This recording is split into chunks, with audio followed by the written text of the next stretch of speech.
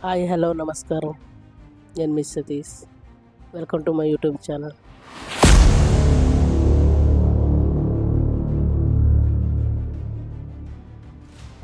ఈరోజు మనం 14 most basic computer terminology గురించి మాట్లాడుకుందాం. సో ఇంట్రెస్టింగ్ ఉంటుంది చూడండి. First one CPU central processing unit. CPU అంటే ఒక వెహికల్కి ఒక ఇంజిన్ అనేది ఎంత ఇంపార్టెంటో, సో కంప్యూటర్ కూడా సిపియు అంటే సెంట్రల్ ప్రాసెసింగ్ యూనిట్ అనేది కూడా చాలా ఇంపార్టెంట్. దీనివల్ల కంప్యూటర్లో ఉన్న ఆల్ పార్ట్స్కి ఇది కంట్రోల్ చేస్తుంది. సో దీన్ని మనం ప్రతి ఇన్స్ట్రక్షన్స్ అనేది సిపియు నుంచే, సెంట్రల్ ప్రాసెస్ నుంచే ప్రతి అవుట్పుట్ అనేది వెళ్తుంది. సిపియు స్పీడ్ అనేది మెగా హెడ్స్లో చెప్తారు. నెక్స్ట్ మోడెమ్ అంటే nothing but digital signal convert to analog signal, receiver sending. మీకు ఎగ్జాంపుల్ ఒక పిక్చర్ చూపిస్తున్నాను. ఇందులో చూశారు కదా, ల్యాప్టాప్ నుంచి మోడెమ్కి digital signals, modem to modem analog signal, again receive చేసుకున్నప్పుడు కూడా డిజిటల్ సిగ్నల్. మోడెమ్ అనేది మన ఏ మెసేజ్ చేసినా దాన్ని డిజిటల్ టు అనలాగ్ అనేది కన్వర్ట్ చేసుకుంటాం. బిట్స్ అండ్ బైట్స్ అంటే కంప్యూటర్లో మనకు బిట్స్ డేటా స్టోరేజ్ అనేది బిట్స్ అండ్ బైట్స్లో తీసుకుంటుంది. Example 1 byte equal to 8 bits. 0 or 1s కింద డేటా అనేది మన కంప్యూటర్లో స్టోర్ అవుతుంటుంది. సో ఇలాగే మనకు ప్రతి బిట్స్ ఉంటాయి. ఎగ్జాంపుల్ మీకు చూపిస్తా. MB/GBs అంటే 1 byte ఈక్వల్ టు 8 bits కదా. 1 KB equal to 1024 bytes. 1 MB equal to 1024 KB. 1 GB equal 1024 MB. 1 TB equal to 1024 GB. So like that bits and bytes. Web cookies అన్న browser cookies అన్న సేమే. ఇక్కడ browser cookies అంటే మనం ఏదైతే website కూడా search చేస్తామో ఆ ఫైల్స్ అన్నీ ఒక టెక్స్ట్ ఫైల్లో స్టోరేజ్ అవుతాయి కుకీస్లో. నెక్స్ట్ మనం ట్యాబ్ యూజ్ చేసినప్పుడు ఆల్రెడీ మనం సెర్చ్ చేసిన మనకు కనిపిస్తూనే ఉంటాయి. దాన్ని మనం వెబ్ కుకీస్ అంటాం. రామ్ అంటే మీకు తెలుసు, Ram means random access memory. ఇది అనేది టెంపరీ మెమరీ, వాల్టైర్ మెమరీ కూడా అంటారు. ఇక్కడ మనం ఏ డేటా అయినా ఈజీగా యాక్సెస్ చేసుకోవచ్చు. ఇది direct contact with mother board. మీకు కంప్యూటర్ పర్ఫార్మెన్స్ బాగుండాలంటే మెమరీ ఎంత ఇంక్రీజ్ చేసుకుంటే మీకు పర్ఫార్మెన్స్ అనేది అంత బాగుంటుంది. మెమరీ అనేది మనం ఆల్రెడీ ఏదన్నా ఓపెన్ చేస్తుంటే మళ్ళీ ఈజీగా దాన్ని యాక్సెస్ చేసుకోవచ్చు. అది టెంపరీగా స్టోరేజ్ అవుతుంది అంతే.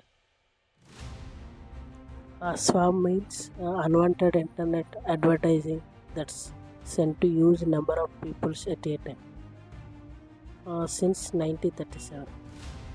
అంటే ఏం లేదండి, ఏంటంటే ఒక బల్క్ మనకి నెంబర్ ఆఫ్ మెసేజెస్ వస్తూ ఉంటాయి. అది ఈమెయిల్ అవ్వచ్చు, వాట్సాప్ అవ్వచ్చు, నార్మల్ కాల్స్ కూడా అవ్వచ్చు. ఇలా వచ్చేవి స్పామ్ అంటారు. ఇది మనకి ఎప్పటి నుంచి స్టార్ట్ అయిందంటే 1937 నుంచి ఇలాగ ర్యాండమ్గా కాల్స్ వస్తూనే ఉంటున్నాయి. దీన్నే స్పామ్ అంటారు. ఆ ఎగ్జాంపుల్ మెయిల్ యూజ్ చేసే వాళ్ళకి బాగా తెలుస్తుంది. స్పామ్ మెసేజెస్ వస్తూనే ఉంటాయి. క్యాప్చా అంటే మీరు చాలా దగ్గర చూసే ఉంటారు.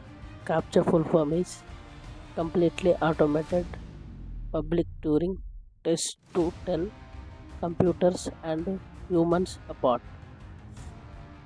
సో ఇదేంటంటే జస్ట్ కంప్యూటర్ ఎంట్రీ చేస్తుందా లేకపోతే హ్యూమన్ బీయింగ్స్ ఎంట్రీ చేస్తున్నారు అనేది జస్ట్ టెస్టింగ్, అంటే ఐడెంటిఫికేషన్ కోసం. మీరు ఇలాంటి క్యాప్చర్ చూస్తూ ఉంటారు. ఏదైనా మీరు రిజిస్ట్రేషన్స్ అయినా ఏదైనా ఫామ్ ఫిల్ చేసి సబ్మిట్ చేసేటప్పుడు క్యాప్చర్ కంపల్సరీగా చేయాల్సి వస్తుంది. అలాగే మీరు ఏదైనా అకౌంట్ ఓపెన్ చేయాలనుకుంటే లైక్ గవర్నమెంట్ సైట్స్ ఏదైనా ఓపెన్ చేయాలనుకున్నా కంపల్సరీగా క్యాప్చర్ అనేది ఎంట్రీ చేయాల్సి వస్తుంది. ఇలాగా ఉంటుంది. లేకపోతే ఇంకోటి వేరే టైపు ఇలాగైనా క్యాప్చర్ ఉంటుంది. అంటే జస్ట్ ఇక్కడ నువ్వు ఐడెంటిఫై చేయాలి. పైన మీకు ట్రాఫిక్ లైట్స్ ఉంటే అందులో ట్రాఫిక్ లైట్స్ ఎక్కడ ఉంది అనేది మీరు ఫైండ్ అవుట్ చేయాలి. సో ఇదేంటంటే జస్ట్ అథెంటికేషన్ పర్పస్ కోసం ఈ క్యాప్చర్ అనేది యూజ్ చేస్తూ ఉంటారు. Catch memory is temporary storage data memory అంటారు.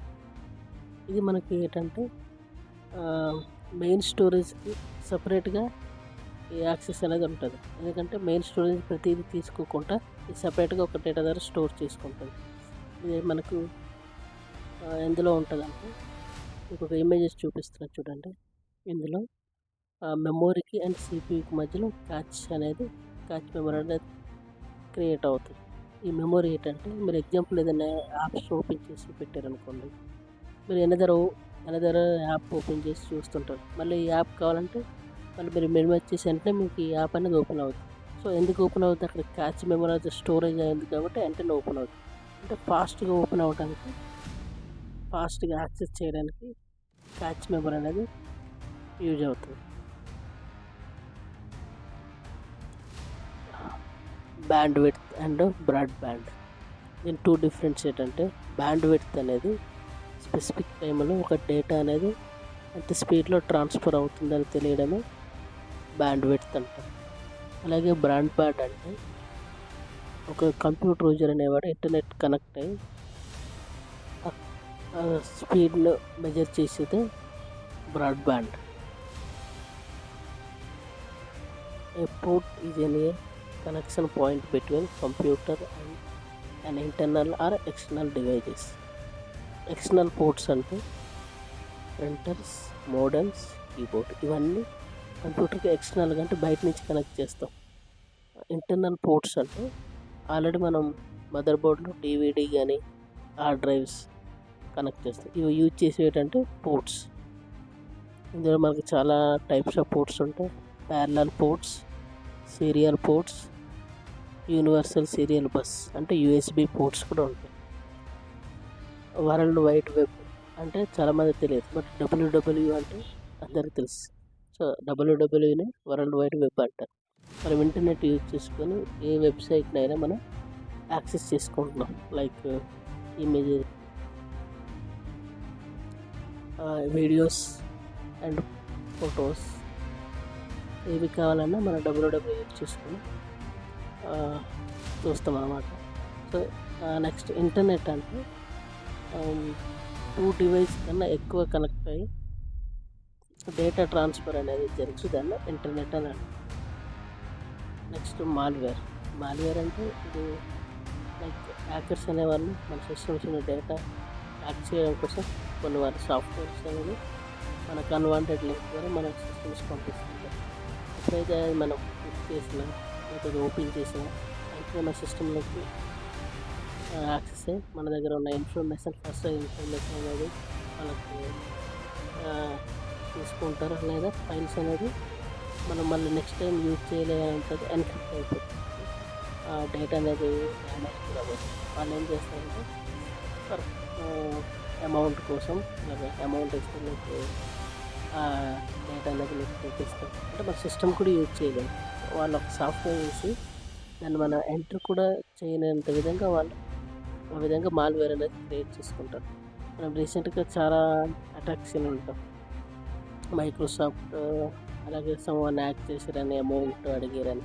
సో ఇలాగే లైక్ వార్మ్ సాఫ్ట్వేర్ ఒకటి, యాడ్వేర్ అనేది, కీలాగర్స్, ర్యాన్సమ్వేర్, ఇది చాలా ఫేమస్ అనుకుంటారు. ఇది చాలా ఎక్కువ ఉంటుంది. తర్వాత ట్రోజన్, స్పేవేర్. సో ఇలాగ లైక్ దట్ ఇలా కొన్ని ఉన్నాయి. Root kits. Mother board is main circuit board. అది various parts of computers connect అవుతుంటుంది. Like CPU, RAM, hard drives. So ఇలాగ అన్నిటికీ అది కనెక్ట్ అయి ఉంటుంది. నెక్స్ట్ దీన్ని మనం సిస్టమ్ బోర్డ్ అంటాం, మెయిన్ బోర్డ్ అంటాం, ప్లానర్ బోర్డ్. సో ఇక్కడ నుంచి మనకి పవర్ కూడా డిస్ట్రిబ్యూట్ అవుతుంది. చూసారు కదా మదర్ బోర్డ్ ఇలా ఉంటుంది. ఈ మదర్ బోర్డ్లో చాలా పార్ట్స్ ఉన్నాయి. Like south bridge, north bridge, processor socket, IDE, PCI, AGP. So ఇలా అన్ని పార్ట్స్ అనేవి మదర్ బోర్డ్లో మనకి కనెక్ట్ అయి ఉంటాయి. ఫైర్ వాల్ అంటే అనాథరైజ్డ్ పర్సన్ మన ఆర్గనైజేషన్కి యాక్సెస్ చేయకుండా మనం ఫైర్ వాల్ అనేది నెట్వర్క్లో ఒకటి సెటప్ చేసుకుంటాం. లైక్ ఇప్పుడు ఎక్స్టర్నల్ నుంచి ఇప్పుడు మాల్వేర్ ప్రీవియస్గా మాట్లాడుకున్నాం కదా, అలాంటి అటాక్స్ జరగకుండా మనం మన నెట్వర్క్కి బయట నుంచి వచ్చే వ్యాన్ కనెక్షన్ ఇంటర్నెట్ నుంచి మనం ప్రొటెక్ట్ అవుతాం.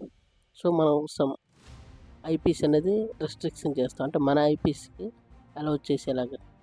వేరే ఐపీస్కి వస్తే అవి బయట నుంచి ఏదైనా అటాక్ అవుతుందని మనకు తెలిసిపోతుంది. సో ఆ విధంగా ఫైర్ వాల్ అనేది అన్ని ఆర్గనైజేషన్లో యూజ్ చేస్తారు. Thank you for watching.